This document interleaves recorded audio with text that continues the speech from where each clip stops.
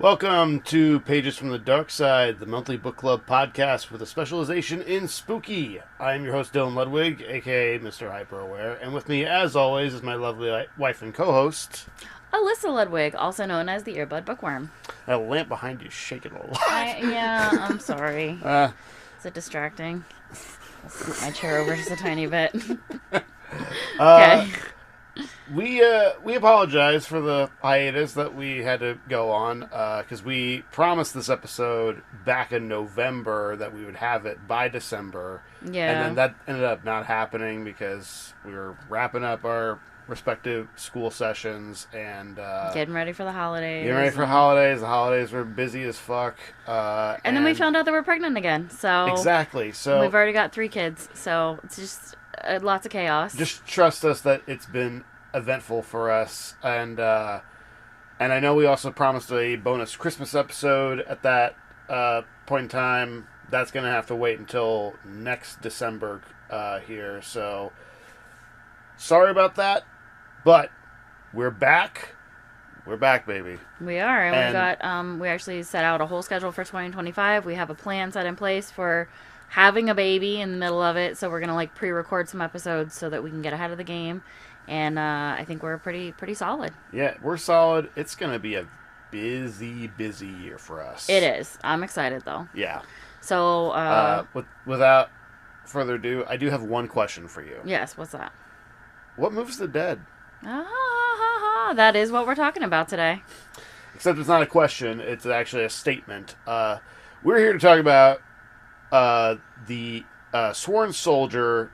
At this point, it's a duology, but there are more books on the way. Yeah, book 3 is actually coming out in September of this year. Yep. Or that's when it's slated for. Yep. The first book in the series is What Moves the Dead, and the second book is What Feasts at Night, both of which written by T. Kingfisher, which is a pseudonym. For Ursula Vernon is... Okay, I was blanking the on name, I was yeah. blanking on the legal name. Not Yep. that I like to always put that out there, because a lot of people write under pseudonyms that, but... Yeah, well, I mean, she writes stuff under Ursula Vernon as well. So Yeah. it's kind of like the Stephen King, Richard Bachman thing. So first of all, have you read any other Kingfisher stuff before this, or this? I have not. These are the only 2. I started reading Thornhedge, which is kind of a little bit like whimsical fantasy, but it's got kind of a darker edge to it. Okay. And I really need to read the Twisted Ones. That's been on my docket for a while. Yeah, I saw that one listed when I was trying to find some information to freshen up on these books because I did not do rereads this time. Yeah. Which I usually do, and I will try to make sure that I do that for the remainder of the year. Yeah. Get back on track with that. This was my introduction to Kingfisher, and I got really enticed by it, really just from the cover, which, as you can see, I've got the poster for it. Yes, if you're watching this on YouTube, which I am going to try this year to get back onto Podbean and get it figured out so that we can get this on audio as well. Yeah. I won that poster in a sweepstakes, and in true Dylan fashion, I completely forgot that I entered the sweepstakes, and it just showed up in the mail, and I'm just like, oh, I guess I know it showed up, and I was like, now. what did you buy? And I'm just like, I didn't buy anything. I won it. It's fair and square. But I got really enticed by the cover, and then later to see that it is actually a retelling of an Edgar Allan Poe story. Yeah, the Follow House of Usher. Which, let's talk about Poe for a sec. I know we're not doing classics yet, but, when did you first get into Edgar Allan Poe? Oh, when I was single digits. I was probably 7 or 8 the first time I started Really? reading Poe. Yeah. Yeah, we had classics,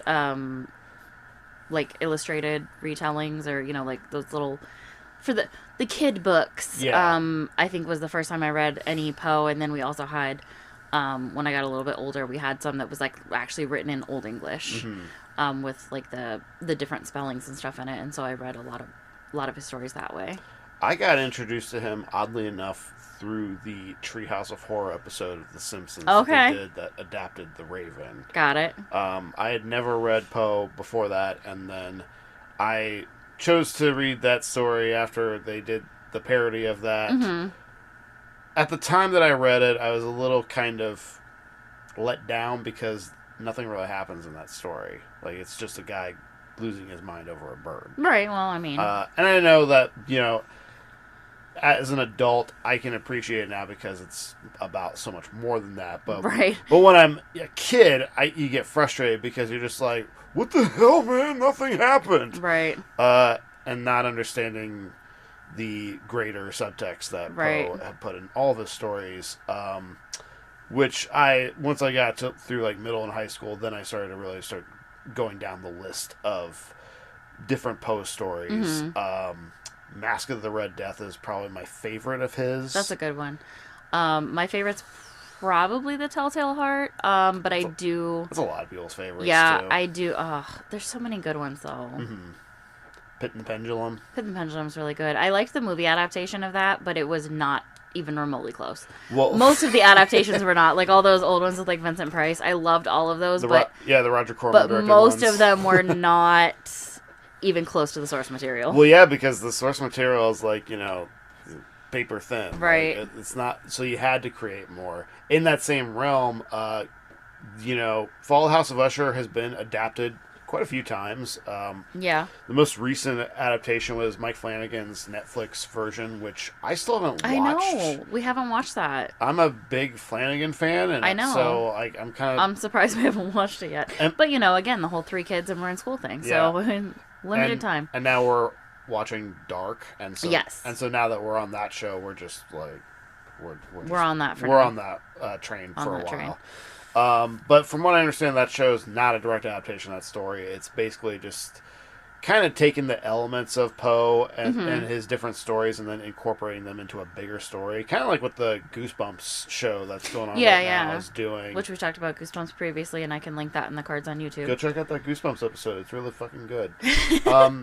So what this book kind of does is the first book retells Fall of the House of Usher from a different angle to it. And it does it in a couple of ways.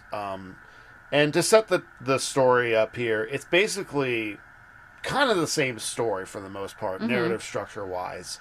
Our main character in this series is Alex Easton. Right. Who is a former soldier, and in the first book, I have to say they because the character is notably non-binary. Yeah, and they actually use different pronouns. I believe it's Ka. Ka, yeah. Which is specific. If I understand correctly, that's specific to sworn soldiers. That's like the sworn soldier gender. Yeah. Is Ka. I don't know that I'm going to be able to keep up with that pronoun on this one. We'll just say to keep it easy. Yeah. And as usual, I did the audiobooks, and they are narrated by Avi Roque, I believe is how it's pronounced, and they are a non-binary actor. So I thought that was pretty cool. And those audiobooks are fantastic. Oh, they're so good. The acting is superb. And I believe they do a voice on Owl House, is it called? Owl House? It's some cartoon. I don't watch it. Okay. But I think that's what it's called. But it's apparently popular. Yeah. But that's where that actor's from. Yeah. So anyway, Easton is going to visit Madeline Usher, who's an old friend of them. But all of the Usher family is. And had come to find that something is not right. The environment is warped a little bit. The tarn, which is also like kind of like a pond or a lake or something like that, is disease infested. Yeah. The house is molded and falling apart, and the Usher and Madeline's acting weird. They're acting very strange, and what happens is that Easton decides that while they're there, they're going to try to investigate what it's all about. Yeah. And they've got companions with them in both these books, one of which is Mrs. Potter, who is a mycologist, I believe. Yes. And then also Angus, who is their they were in the war with them, right? Yeah, yeah. Soldier. Yeah, I think it's like their right-hand man kind of thing. That basically like trusted confidant. Yes. Role named Angus. Oh my god. If you don't understand that reference, you have not watched the Comedy Central run of Futurama, right. which is still worth a watch. Hulu run, I don't know. Yeah, that's a whole different conversation for another day. But anyhow, so what's interesting about the first book is that if you go by Poe's story, it's very much it's not outright supernatural, but it's definitely got paranormal elements to it. Yeah, definitely. This one, and really both these books do, they have a paranormal element to them, but what this book decides to do is try to apply scientific reasoning to it. Which I thought was absolute genius. It was genius. It's also incredibly tricky to pull off. Oh, yeah. It is way harder, in my opinion, to ascribe a grounded, realistic explanation for otherwise paranormal elements than to try to do it the other way around. Yeah. It's easier to do it that way. Oh, yeah. It's easy to just be like, oh, all this stuff that was happening, ghosts. Yeah. But it's something totally different to be like, all this weird stuff that seemed like ghosts or something, fungus. Yep. There's a humongous fungus among us. And how many Futurama quotes can we fit into one episode? That's the question. If given my way, this would be nothing but a Futurama reference. Right. Quest. Well, I mean, that is how we found each other. We already put an American Dad reference in another know. episode. Yeah, that is how we found each other. Yep. But yeah, there's a fungus that is infecting the area, and it's most notably they figure this out because there's a rabbit population that is become infected with them. The rabbits are acting incredibly weird and aggressively, and basically the fungus is operating them like they're puppets. Mm-hmm. They even kill one and they cut it open, and the thing just keeps moving on its own. It reminded me of that, and it's probably based off of that fungus. It's not a fungus. I think it's actually a bacteria that affects. Is it ants? It's a fungus that like controls the ants and like takes them over and stuff. It reminded me of that. Yeah, cordyceps. Oh yes, thank you. Which is what they also use. They use like an extreme version of that in the show The Last of Us. That's okay. Their explanation. Which I haven't. That's their explanation of the zombies in that okay. show.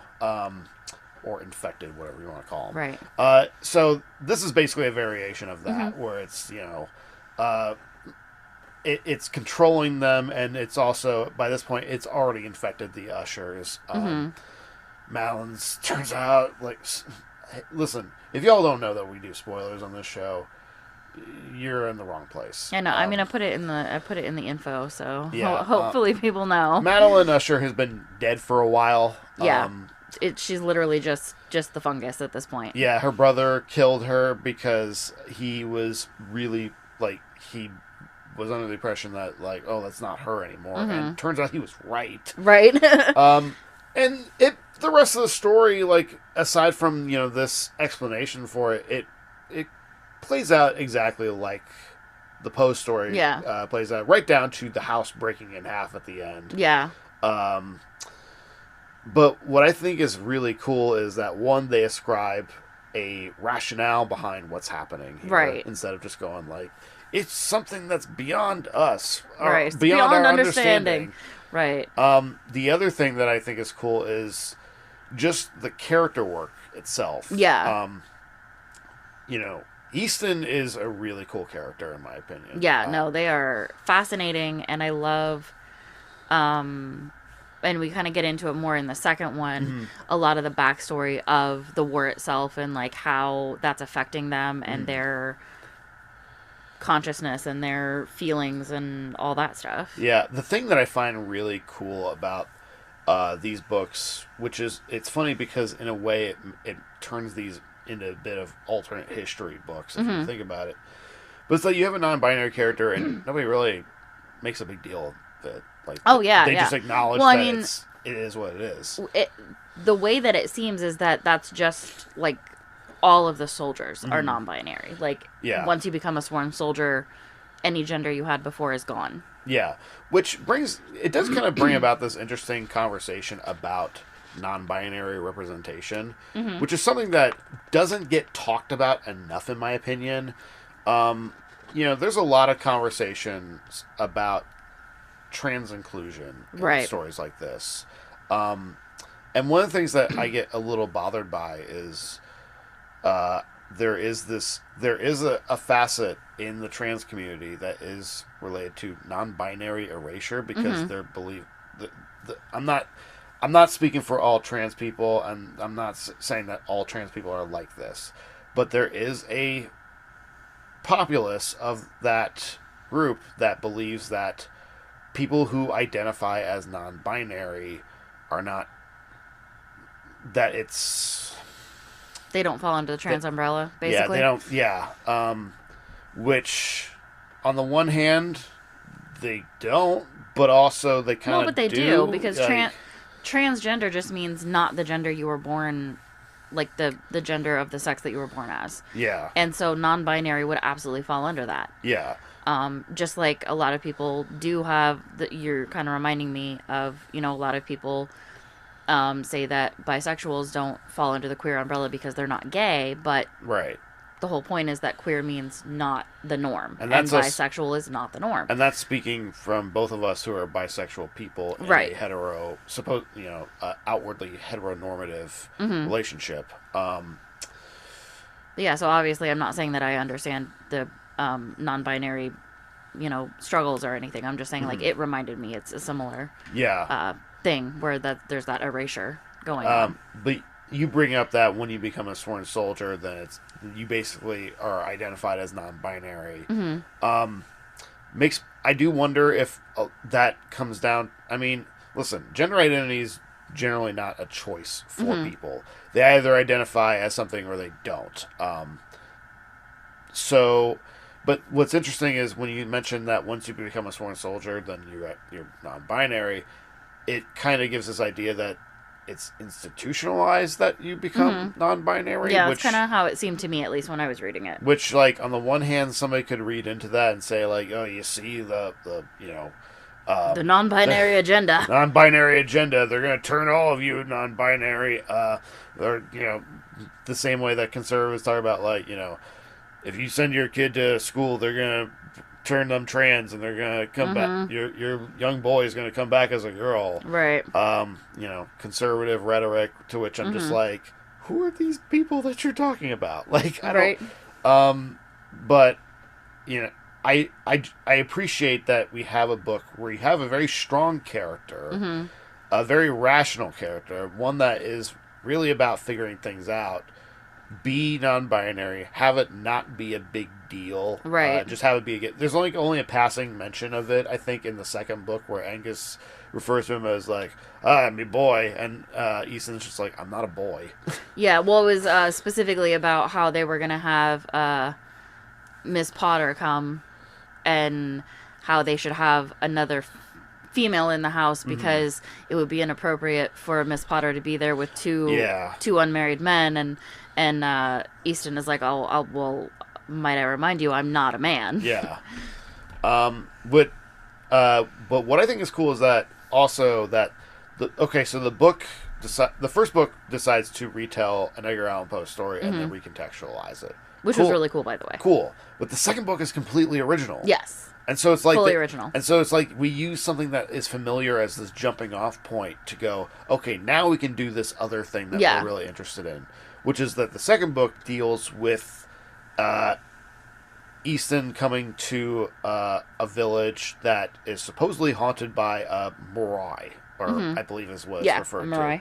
Which is, if you don't know what that is, it is a ghost or some sort of like astral entity that visits you in your dreams and sits on your chest, and much like a what is it, a succubus or or even like a vampire in I mean, we just saw this in the new Nosferatu. But this thing basically rests on your chest so that you can't move, and it drains you of your breath. Right. It takes all the air out of you. And what's interesting is that the first book goes to great lengths to debunk the paranormal elements in that one. The second book kind of leaves it at a point of saying, we don't know. Right. It definitely had a very, I don't know. Ambiguous ending. Yeah, I was trying to think of like a person to to tie it to, but I don't know. So yeah, ambiguous is great though. It has a very ambiguous ending because there is fungus in this one as well. But the way things play out, it's like, oh, maybe there really is this paranormal element. It's like a bacteria in some mist, I believe, is what they talk about. And well, no, there's a mushroom. Oh, is there? Yeah. Oh, right. In there's like a little storage house outside, that they kind of use as refrigeration. Yeah. And one side, like the water stopped flowing or something, and so there's now a giant mushroom in there. Yeah.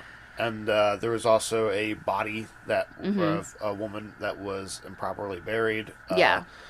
And the speculation is that the Mirai spirit is like been separated from that body, and so that's why she's running a rampage through.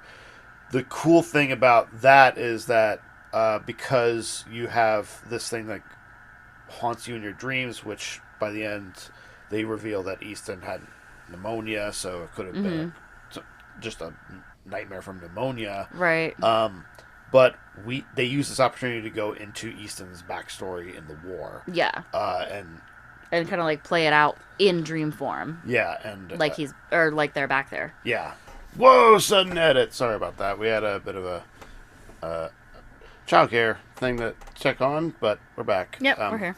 So anyway, so we were discussing Easton's dreams about them being back in the war. Yeah. And what I like about that is that the first book, because we don't know a lot about Easton as a person, we're kind of under this impression that they're essentially a bit of a Sherlock Holmes type. Yeah, definitely got some Holmesian vibes. And because they're very rational, they're very deductive, but they're also very open to a scientific understanding that is not, restricted to what the science is of the time. Right. Because, the nature of science is that, we do have to challenge it, even though it's not the end all be all of everything. But we do need to, keep an open mind about certain things. Yeah, if exactly. we want to truly understand it.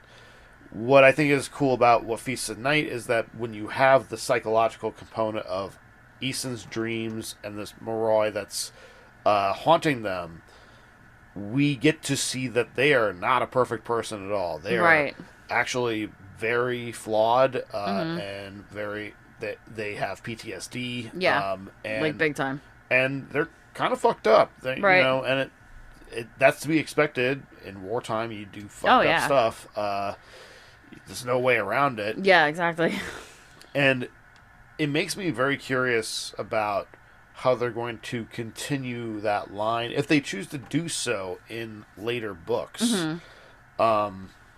Because, if book one was the entryway into what this world is and who these people are, and the second book is the exploration of the psychology of Easton, where do you go from there? I don't know. But What Stalks the Deep is due to come out in September of this year, so we've got, about almost 9 months. I am so excited for that one. I know, I'm really excited too. I don't know, is this going to be like an ongoing series, or is this set to be just a trilogy? I don't know. Okay, I don't know either.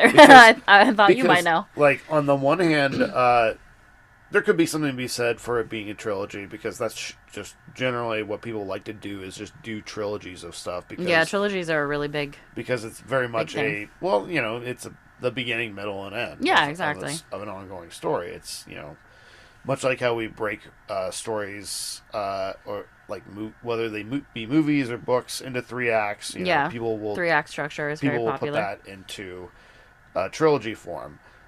I do think there is a lot of room to do this as, like I say, a Sherlock Holmes, where it is just an ongoing series of this person encountering different things like in different places. Yeah, definitely. I feel like it could go on for many, many books, especially because they are relatively short. Oh yeah. Are they considered novellas? They're novellas. Okay, yeah. Because they're like... Well, they're like under 200 pages, I think. Yeah, the audiobooks are only 5 hours long. So yeah. you can blow... And yeah, they're under 200 pages, so You could blow through one of these books in a day if you really wanted to commit the time to it. Yeah, well, and especially because I usually listen to my audiobooks at 2 times speed. Mm-hmm. So a 5-hour audiobook for me is only like 2.5 hours. Yeah, but one of the other big reasons that I wanted to own these physically, outside of just the purposes of having them on the show, is that not only is the cover art really cool, but they've got this really cool, like, when you open it up, you know, these the ghastly little two-page spread in there. Kind of like like, not quite an Edward Gorey, style of drawing, but something that very much closely approximates that. Yeah, I didn't ever look at... Oh, those are like moths? Moth to a flame. Yep. Okay, got it. Yeah. That's on What Feast at Night. Mm-hmm. Which I like the artwork on the cover of that one with the horse. Yeah. Very cool. And especially because, like, you'd think that just the artwork on the covers is just, like, impressionistic. No, these happen in the book. Right, they're in the book. Because, the rabbit being possessed by the fungus, and then that horse getting just shredded, like, basically his skin peeled off, that's in one of Easton's nightmares, is their horse getting... basically, like, flayed. Right. And decomposing. And one thing that I find interesting is because, like, even that word that you use, nightmare, like, literally that comes from this whole idea that nightmares came from this hellish horse, mare, that sat on your chest. So I feel like that's probably very purposeful on Kingfisher's part. Yeah, and, the choice to have it be a white horse, death rides a pale horse, that kind of thing. I love these 2 books. I cannot wait for the third one. Let's go ahead and go to ratings here. Okay, yeah. I gotta say, like, I hate to do this for both, because there's always that part of me that wants to be like, which one do I like more? Right. And I think I like them both more for different reasons. I'm not as big into the ambiguity of the second book as much, because... See, I like ambiguous stuff. Generally, I do too, but when that first book goes so far to kind of hardline, like the reality that it's rooted in, although there is something to be said about the fact that the fungus in that first book has some sentience to it, right? So that's a little like supernaturally, So does that mean like it's even able to make her talk? Yeah. So it both these have a foot in the paranormal while also being rooted in reality. But these are both 5 skulls for me. Yeah, I don't remember what I rated them in Goodreads. And I am, by the way, getting back into Storygraph this year, and I'd really love it if you join me there.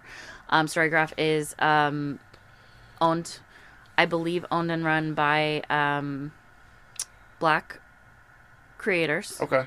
And Goodreads is owned by Amazon. Mm-hmm. And, as much as obviously we can't just get away from using Amazon entirely. And I'm actually considering publishing some things on Amazon because it's the easiest way to get out there. Yeah. But that said, if I can use Storygraph, which is from independent Black creators instead of a big corporation like Goodreads, then I'm going to want to do that. And honestly, Storygraph to me is so much better. But anyway, point being, I can't remember what I rated them on there, but just thinking back, I would definitely go 5 skulls for each for also. Both of them. Yeah. And I can't wait to read the third one because, I mean, if these were both 5 skulls, then I would hope that future books would also be. But I mean, everything jumps the shark eventually. So I will say, though, one of the things I do lament is that, like I say, I read Thornhedge, which is kind of more whimsical fantasy, but it's got a darker edge to it as well. Wasn't too big into that. But then again, like, that level of fantasy is not really my thing. So I might be into that one. Yeah.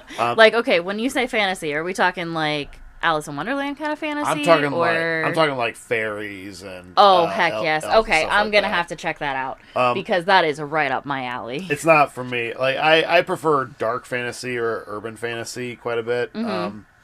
See, and I like both of those, but I can't get enough fae.